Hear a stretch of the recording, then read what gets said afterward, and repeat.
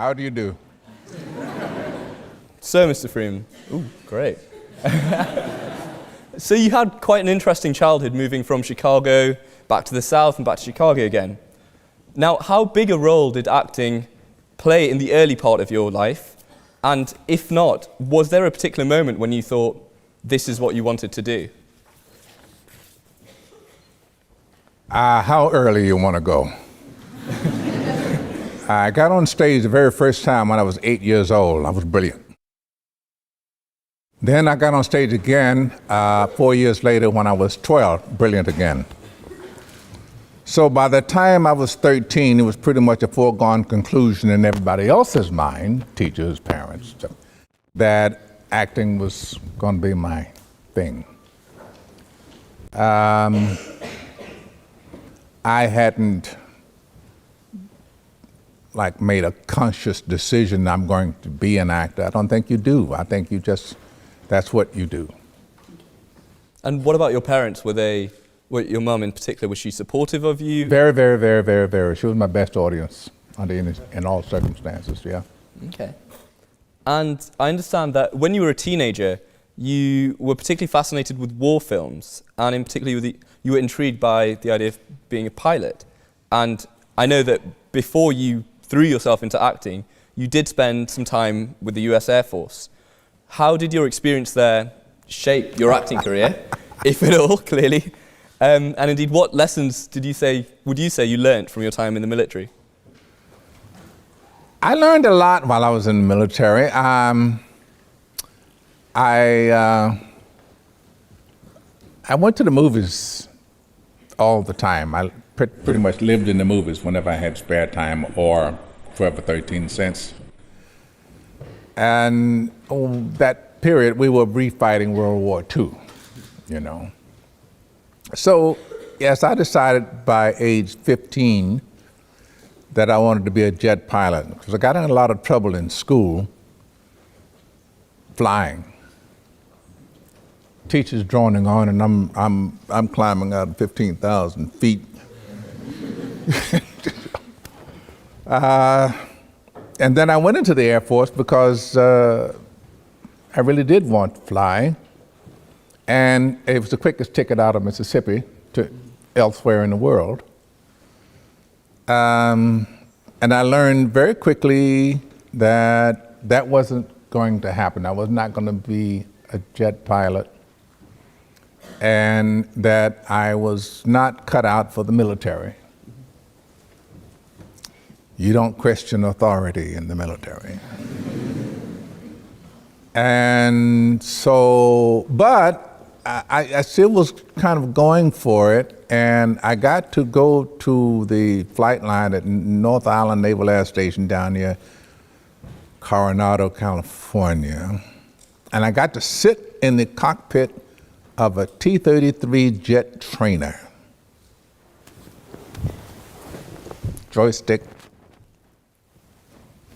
glass, knobs, dials, things, red button.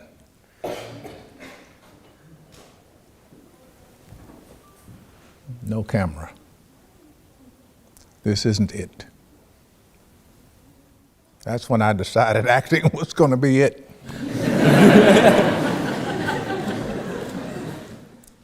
Okay. And so with regards to, was it always just a choice between acting and being a pilot, or was there anything else that you ever considered? Never ever considered anything else. Well, once I did, yes. In 1980, December to be exact, I did my last TV movie.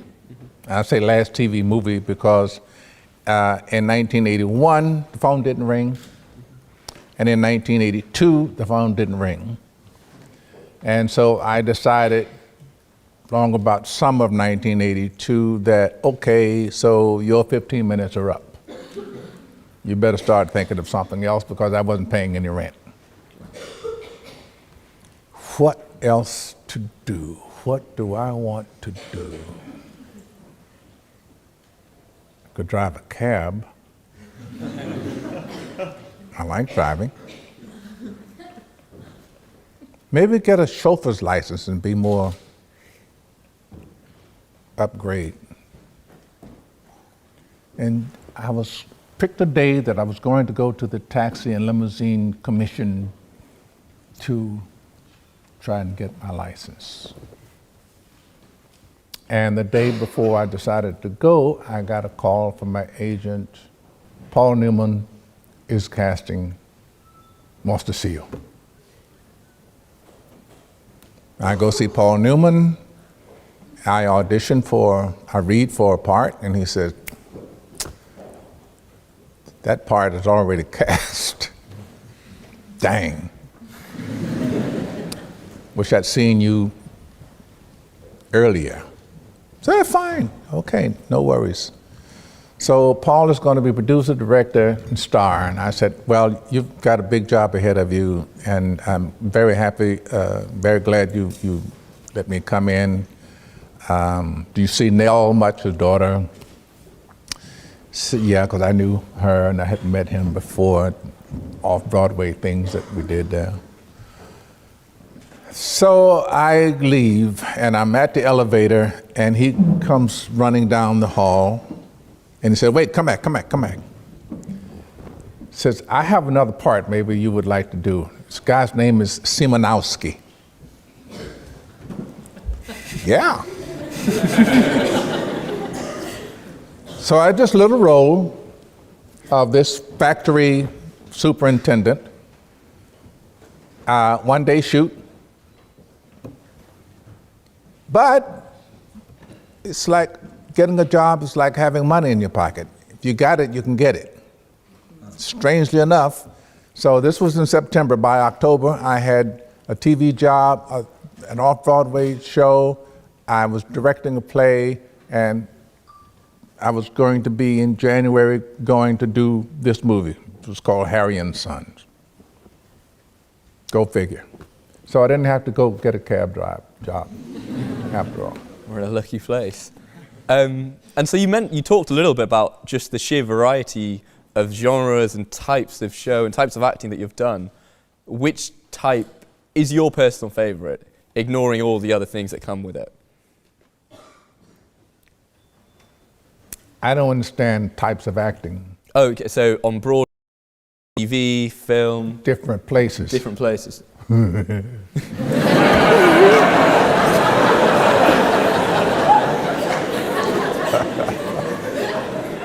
I had prepped loads for this.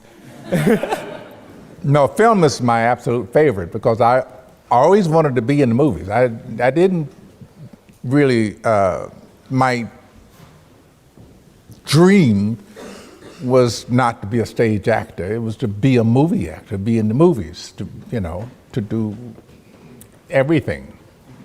So all of the different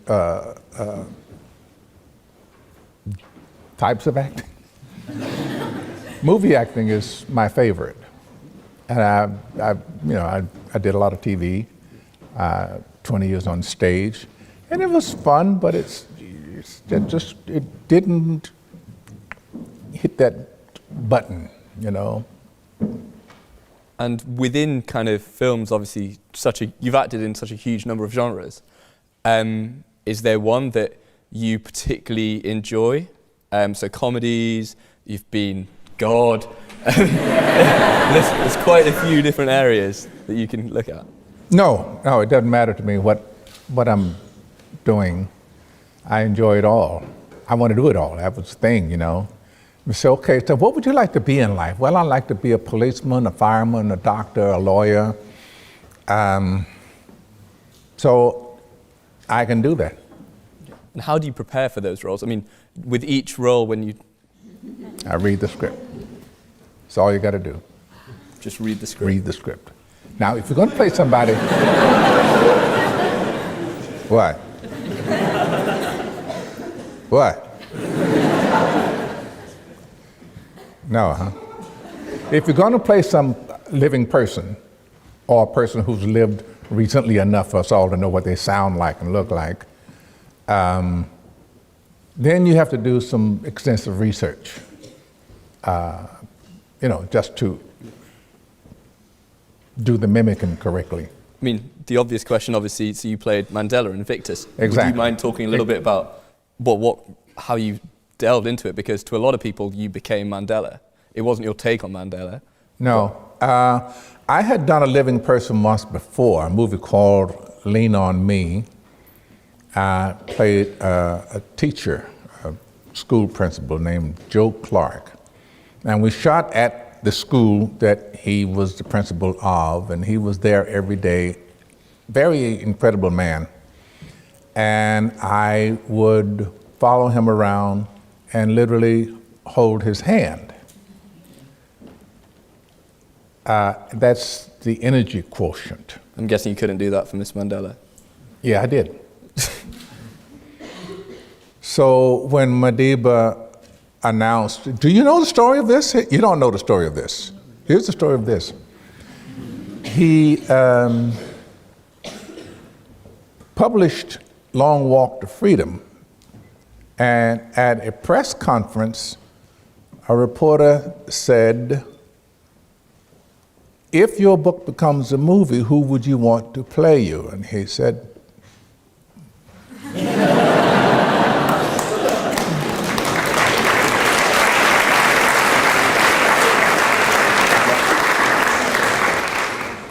so I am the anointed one, as it were.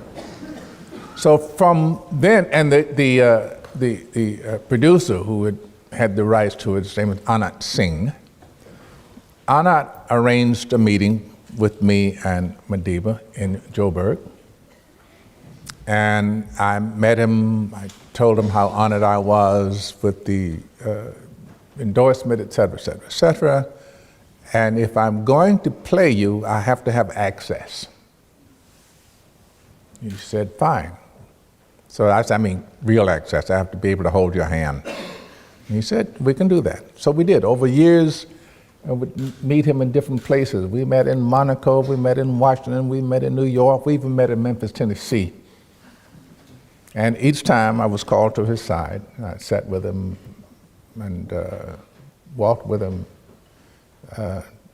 talked with him, but always watching and listening. So is everything all right? Just kidding. And that went on for years. So by the time we got around to doing Invictus, I thought I had just about everything nailed except the sound. Because I don't do accents. I'm not one of those actors who's facile with accents. But I managed to get him out. And I'm guessing spending years preparing for a role. So do you think that the more time you prepare for a role, the better your performance will be, just to any young actors out there? Or sometimes, as I say, it depends on the role. In the movies, you get a script and you read it right away. They've given you all of the background. They tell you what the character looks like. Some writers even want to tell you what this character sounds like. And they have all these little directions in this script about maybe idiosyncrasies. So it's all on the page for you. You don't have to, if you're going to play a doctor, for God's sake, you don't have to go and spend a week in the hospital. We did the Shawshank Redemption. The guys went and spent a week in jail. What did you learn? Nothing. So no, preparation, and the other part of that whole story is that I'm not what they call a method actor. I just read the script and then stumble through it. A teacher once said, what was his name? Herbert Berghoff. He said, I fall in the category of intuitive actor. I just intuit and do it. I just made that up. Okay. So staying on the Shawshank Redemption, now, obviously nowadays it's widely regarded as one of the best films of all time. And indeed you got your second or third Academy Award nomination for it? Third. Moving on. So, how did your experience in that film, and particularly the way that people's perception of the film has changed over time? So, from my understanding, initially it was a success, and it's even just grown even bigger since. How does that affect the way that you respond to when scripts are put in front of you? Can you tell what's going to be a particularly successful film? No. There's no way to ever tell what's going to be successful, because you have to wait till an audience says it's successful. You know, you just go and do your best and enjoy yourself. When I read the script for Shawshank Redemption, nobody said what role to play. And I called my agent and said, what role? I'll do anything in here. Any role they want me to do, I'll do. He said, they want you to play Red. I was like, what? That's the whole movie. I own it. Good. So just staying on success, you seem to imply that you can't judge success until the audience gets to see it. Does that mean box office revenues to you are the most important kind of barometer, or is it Academy Awards, or? Well, all that goes together. Box office success is actually, it stands alone because the box office success when the Shawshank Redemption came out was Dumb and Dumber. I'm just not going to laugh. Well, no, but that's, you know, just the juxtaposition of box office and what's that other term? Critical. Shawshank got really good reviews, but because nobody could say Shawshank Redemption, it didn't get word of mouth. And I don't care how much you promote a film, if you don't have word of mouth, you ain't promoting it. People have to be able, now you go and say, listen, I saw this really terrific film. It was called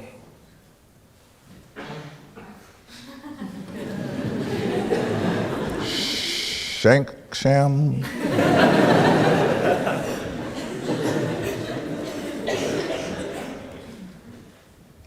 Shimshunk.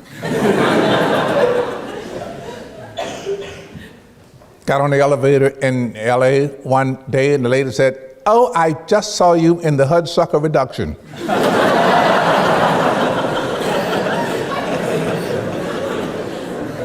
So that was the reason it was not a box office success. No word of mouth at all.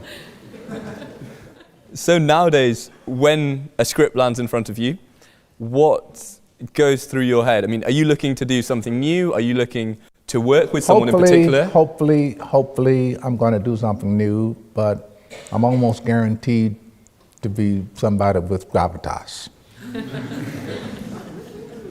Actually, on that point, so you're portrayed in most of your films nowadays in a certain way, and I was surprised, I think this is a fact, that your first on-screen kiss was in 1990 with Renee Zellweger.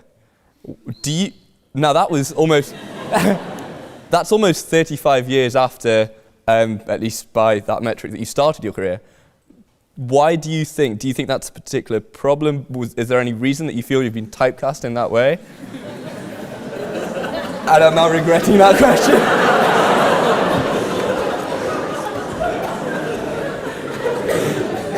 Actually, that's all wrong.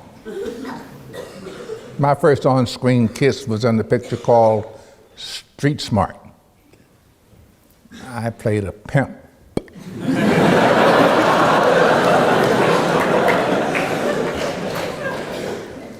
And I kissed a woman on screen.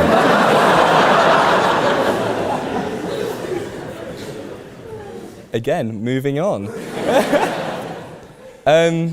One of the roles that you're most famous for, at least to a lot of the people in the audience today, was in your role of God in Bruce Almighty.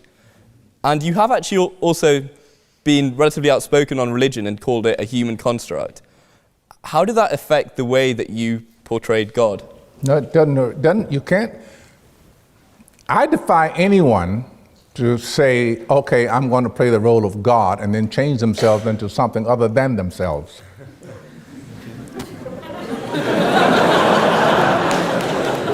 Am I right or wrong?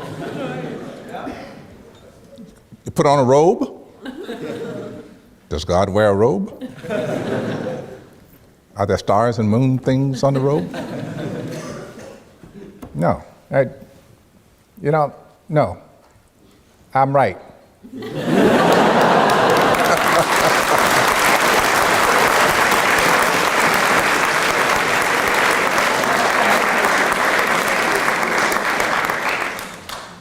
Thank you very much.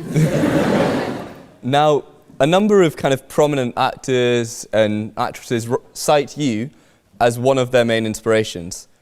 Growing up or in your early career as an actor, who did you look up to? Sidney Poitier. Why was that? Sidney was a black actor at a time when there was only one doing what he was doing. And so in the general atmosphere of life, you say, well, I want to be a movie actor. And people just sort of say, well, good luck with that. So, but then there is Sidney and saying, no, you can do it. It can be done. Here I am. So, all right, here I come. And you just mentioned there kind of a black actor, and you've spoken in the past about how you don't like the term African American. No, I don't mind the term African American. I don't want to be called African American. Why is that? I'm not African. Very strong.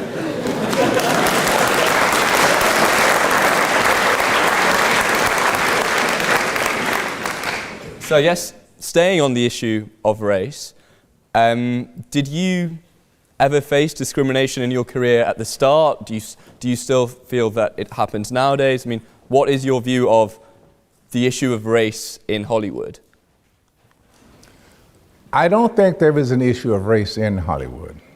Somewhere back there in the 70s, the decision was made by almost all and sundry that we have to start open casting. Now, if you look on television, you pretty much see the range of cultural, that's not the right word because we all belong to the same culture. Anyway, but you see everybody.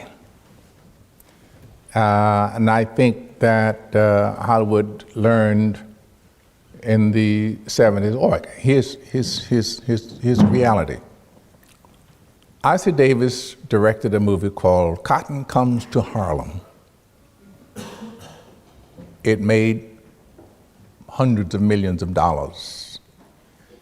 And of course, Hollywood is colorblind. It only sees green. If it makes money, it's a good thing. Therefore, the walls came tumbling down.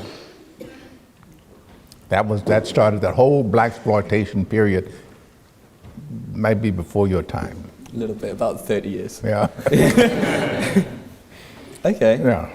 And I guess staying on the issue of discrimination, I guess, in recent months, years, there's been more and more outspoken actresses talking about the unfair portrayal of women in Hollywood. Do you think that that's fair?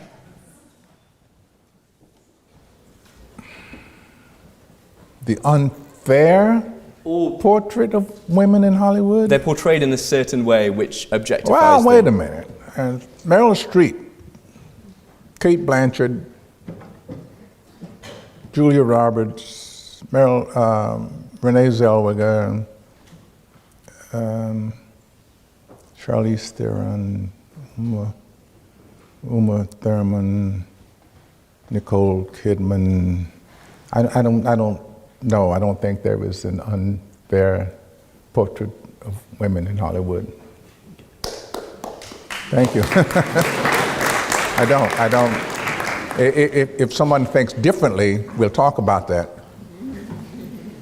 Nobody does, though, do they? Do you? Sorry? Do you have an opinion about that? I think, as you said, Hollywood, the only colour is green, and if society has a problem with objectifying women, I think Hollywood latches onto it. And okay, if you think that's true, do you think Hollywood has a duty to project women in a different way to how society might view them, in a more positive light? Well, not even positive, in a different light. Hollywood only sees it as one duty: stay in business, whatever that takes. So they don't get on a social high horse and go, running through the bushes. We make movies to make money to make movies. That's bottom line. Okay. Stepping back a little bit. I say we, and wrong term to use. I'm not. I don't personify Hollywood. No. Stepping back a little bit. So, with Invictus, you worked with Clint Eastwood, and he's a director that you've worked regularly with in the past. Do you have a favourite director to work with? That one. Makes sense. Why is that? I like him. I like his sensibilities. I like the way he runs the set. I like the fact that he's really quick. If he does 3 takes, he's a little angry about it. He doesn't tell actors what to do. He doesn't even direct actors. He directs the movie. You come on set, he tells you where the camera's going to be. We'll rehearse it, and that's it. We go and we shoot it, and that's it. He never says action, and he never says cut. When you just get everything ready to go, he said any time. So you start whenever you want to. And when he thinks he's got enough on film, he says that ought to do it, or something like that. He's everybody that I know who has worked with him feel the same way about him. Okay. And kind of staying on the director's point, do you feel that your relationship and the way that directors treat you has changed, obviously, as you have become more and more of an icon? That's hard to say, because if the treatment has changed, I'm not sure the treatment of me has changed so much as I have changed in my attitude with directors. How has the attitude changed? Stars here. No.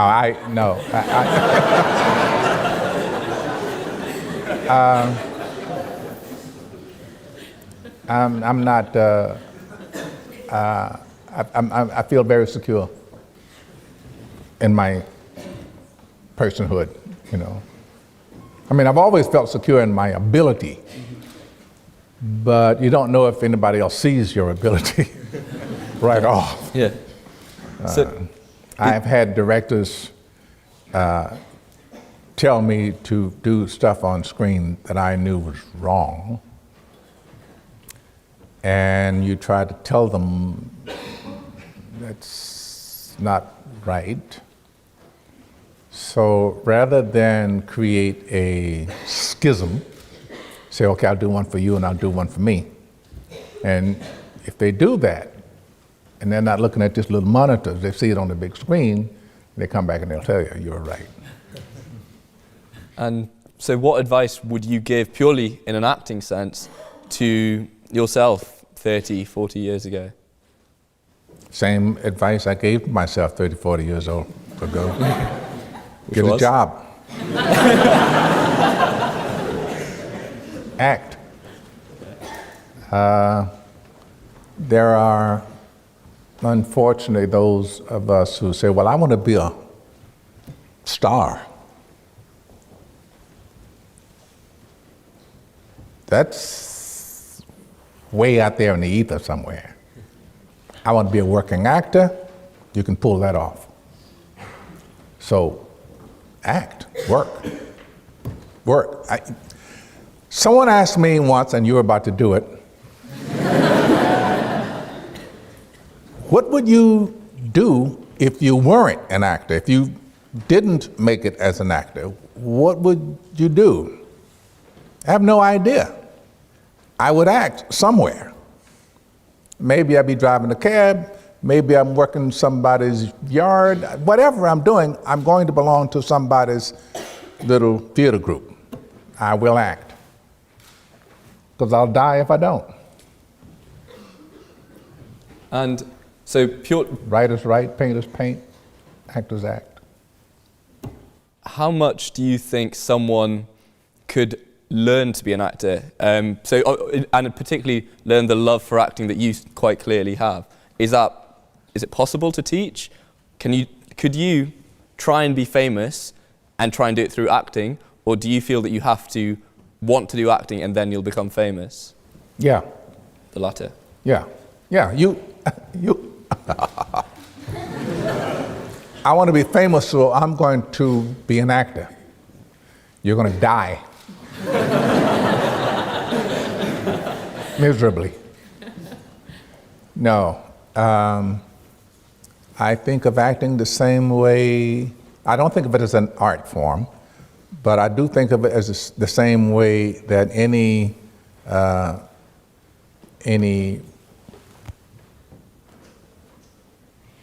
what do you call, any profession. You do it because you have to do it. If you spend 20 years waiting tables, at night, if you were a writer, you're writing. And it's the same thing with any discipline. Painters paint. I don't care what else they have to do to put food on the table or pay the rent, they paint. And I think that's the same way all the way around. So, to an extent, staying on your career, two kind of questions, both on two sides of the coin. So, what was the most frustrating moment of your career? And was there or has there been a moment when you think, yeah, this is a peak? The most frustrating moment of my career? Yeah. Or has there been one? You just loved it? No, there have been a lot of frustrating moments. The most, I have no idea what the most was. I interviewed for Milos Forman for Ragtime, because I read the book. When I read the book, Cold House Walker, that's me. I got that going away. I had just gotten all kinds of accolades for a Broadway play that I'd done. I was the talk of the town. Surely you've heard of me. Haven't you? So I didn't get the job. And it's just like one of those moments in your life when you realize that, okay, humility is still hit with me. I gotta back away. And the best? Was it the Academy Award? Was there another particular role that you really, really enjoyed and you felt you played perfectly? Yeah. Everyone's. Lots of them. As I said, this movie I did where I played a pimp, I really, really, really enjoyed that. And I really, really enjoyed doing Hope Coburn and Driving Miss Daisy. I did it both on the stage and on screen, and it was somebody I really knew well, you know. And I really enjoyed playing Madiba. Really, really enjoyed it. I enjoyed working with Clint on $1 Million Baby and on Unforgiven.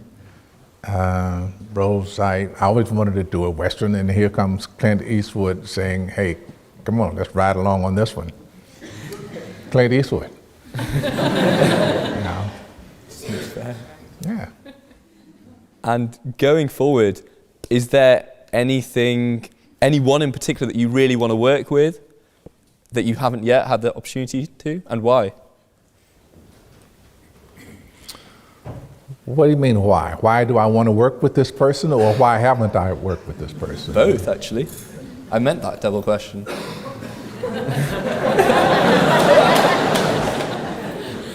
Okay. Yeah, there are a number, but you know, anytime anybody asks me that question, Meryl Streep just bursts out of me. She's so terrific as an actress. That, yeah, but there were just a whole list of people that I'd love to work with that I haven't had a shot at. A couple more kind of just final questions from me. Now, you... Leave something in. So I was really surprised when it turns out that you don't travel with an entourage for someone who's arguably one of the most famous actors of our generation. Do you feel that, does it frustrate you how closely acting is has become to celebrity culture? And do you think that's a good thing? Or do you feel that's not a huge problem for you now? Not a huge problem at all. I think it's a good thing. It's a good thing because it's done, as an actor, I go to some place, or let's say Prague. If you go to some of these film festivals in little countries, Poland, they treat you like you're a visiting dignitary. I've had police escorts to take me from place to place. Gee whiz. So that's okay. It's not to mind. But the trick to me is to remember that this is all just surface. Can I say bullshit in here? Yeah. It's just sort of surface bullshit. It's not really real. So don't go around thinking that you're entitled to this,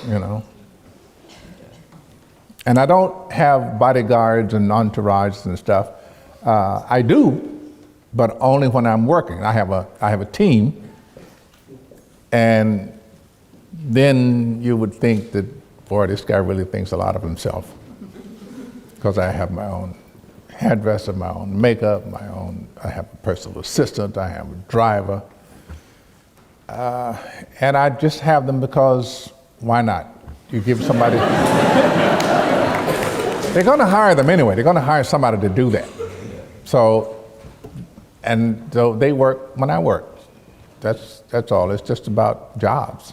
Does that ever distract from when you really want to focus in on acting, when you might have to do a media interview or some promo for a film? Does that get frustrating? What first? What? Does it often happen that your acting work and your desire to focus in on the script, it clashes with some of the promotional stuff that you might have to do for a film? No, it doesn't clash. It doesn't clash at all. Usually you don't do a lot of promotional stuff until it's done. Then you have to do the promotional stuff. That's where the real work comes in. Yeah, but normally they don't. They will say, well, we're going to have an EPK team on set, but that's fine. They won't bother you. And I'm not one of those actors who, you're an actor and you're getting ready to do a scene and there's somebody standing there and you go, that person's in my eye line. What's an eye line? People always say, well, we have still photographers on set. Every set has still photographers. And they say, well, if I'm in your eye line, just shut up. I don't have an eye line. I mean, it's like, were you ever on stage?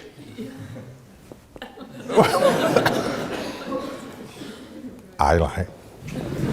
I'm sorry, that's tangent. Go ahead. So just from that final part, do you think it's important that the stuff that you gain from being on stage as an actor, how much did that help you in your time on screen? Discipline and humility.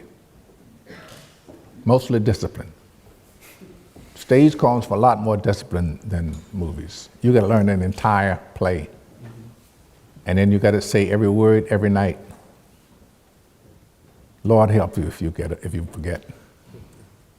Have I ever forgotten? Yep. That's why I say, Lord help you. Because nobody else can. And I guess the very, very final question, and it's quite an off-the-wall question. So you played Lucius Fox in Batman Begins, which a lot of people have drawn parallels with Q in James Bond. If you had to choose any one gadget that you would make Lucius Fox play, what would it be? That cape that he could fly with. The gliding one? Yeah. That's pretty cool. I would definitely get that. Yeah. See, if you said the Hummer, you couldn't do much with it.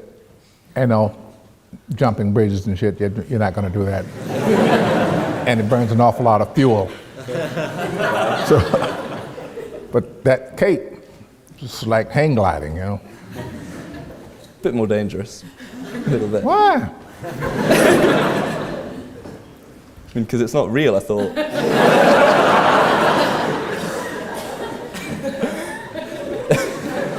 You're sandbagging me now. Okay. Well, unfortunately, that is everything that we have time for this evening. And so I'd just like you all to join me in thanking for the final time Mr. Morgan Freeman. Thank you. Well done. Thank you all. Thank you.